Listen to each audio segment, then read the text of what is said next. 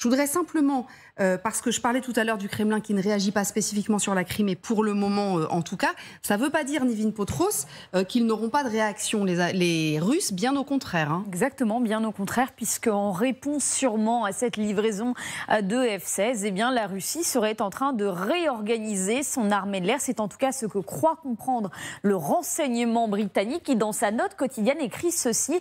La Russie est très probablement en train de créer un nouveau groupe d'aviation d'attaque d'élite nommé Storm pour opérer au-dessus de l'Ukraine. Alors d'après les Britanniques, cette unité, elle serait composée d'au moins un escadron de chasseurs bombardiers. On a même les modèles, hein. C'est très précis les informations du renseignement britannique.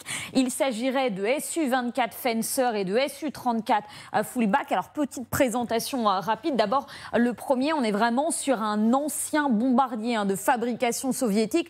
Première mise en application, mise en service dans les années 70. Actuellement, il est utilisé par les Russes, mais également par les Ukrainiens. Et puis un deuxième modèle que vous voyez juste ici, bien plus moderne, le Su-34.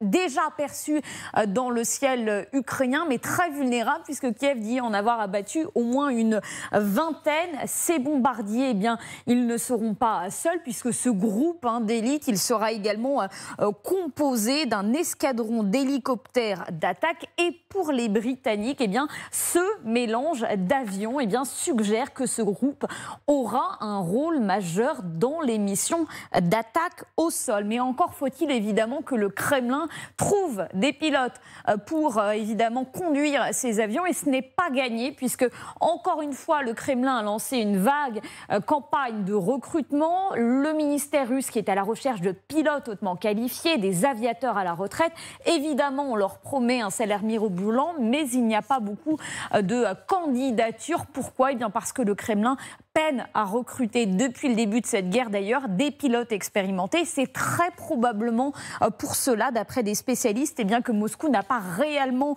engagé ses forces aériennes, en plus de difficultés annexes avec par exemple des difficultés de coordination interarmes, avec des lacunes en matière d'appui de troupes au sol. Mais toujours est-il que selon le renseignement britannique, très intéressant, eh bien, la création de ce groupe met en évidence la façon dont la Russie estime que ces escadrons réguliers de l'armée de l'air ont gravement sous-performé. Ils n'ont pas été capables de mener des frappes sur les lignes ukrainiennes, d'où la création donc, de ce groupe d'élite censé bien répondre à ces lacunes. Merci beaucoup Nivine Potros. De fait, Morgane, parce que longtemps on s'est demandé où était passée la flotte aérienne russe. Alors, il y a beaucoup d'hélicoptères qui sont fait descendre dès le début de la guerre, on s'en souvient, au début de cette bataille de Kiev, en tout cas de la poussée vers Kiev.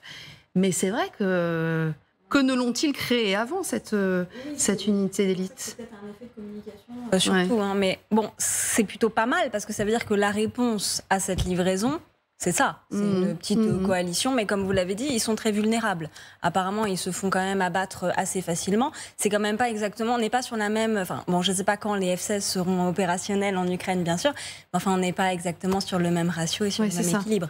Donc, Amiral, d'ailleurs, pour ces F-16, on sait qu'un certain nombre de pilotes sont déjà formés, en cours de formation, etc. Ça, on le sait. On peut imaginer, alors ce sont des F-16 qui ne viendront pas des États-Unis, On n'en sait rien, mais ils viendront a priori d'Europe. Qui viennent d'Europe en premier. Voilà. Il en existe beaucoup dans les armées de l'air européennes, et certains pays ont déjà dit qu'ils étaient prêts à les donner aux Ukrainiens, à condition bien sûr qu'on leur fournisse des F-35 pour les remplacer. Mais on peut imaginer des F-16 qui entrent en jeu pour la fameuse contre-offensive, là, ou pas ? Oui, alors si on peut citer le président Biden, il a dit c'est un programme de long terme. Oui. Alors, on ne sait plus très bien ce que c'est que le long terme. D'habitude, c'est plutôt des années.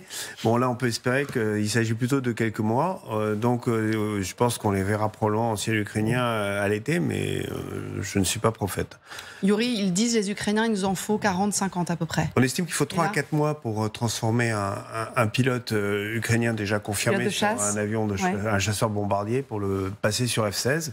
Par contre, il faut beaucoup, beaucoup plus de temps si c'est un jeune pilote qui vient juste d'être formé sur réacteur. Pour le nombre d'appareils nécessaires pour les Ukrainiens, alors évidemment, c'est eux qui le savent, mais dans tous les cas, il n'y aura pas c'est jamais une arme magique, ça ne va pas changer d'un coup l'équilibre des forces, mais par contre, ça va offrir à l'Ukraine beaucoup de capacités pour aller faire mieux ce qu'elle faisait un petit peu déjà avec ces appareils. Et surtout, en plus, ça va permettre aussi d'offrir aux Ukrainiens une logistique qui est déjà bien rodée, avec des missiles et des équipements qui vont pouvoir... Parce que un des problèmes de l'armée... pouvoir s'intégrer dans un... Parce que l'un des problèmes de l'armée ukrainienne, avec ses avions, c'est aussi qu'il faut remplacer les pièces cassées, etc. Et c'était pas forcément évident pour l'armée ukrainienne de trouver ces pièces-là. Bon, en tout cas, on sait... certains pays nous ont dit il y a même 6 mois qu'ils avaient commencé la formation des pilotes de F-16. Donc on verra ce que ça donne effectivement. Vous voulez rajouter un micro-mot pour vous donner rapidement une indication, si on veut supprimer des radars solaires russes, il faut utiliser des missions qui sont de l'ordre d'une demi-douzaine d'avions, entre 6 et 8. 4 pour détruire le radar et 4 pour protéger ceux qu'on a envoyés pour détruire le radar. Donc vous voyez tout de suite qu'on n'envoie pas un avion tout seul. Oui, c'est ça, il faut du matériel, ça ne sert à rien d'en envoyer un tout seul.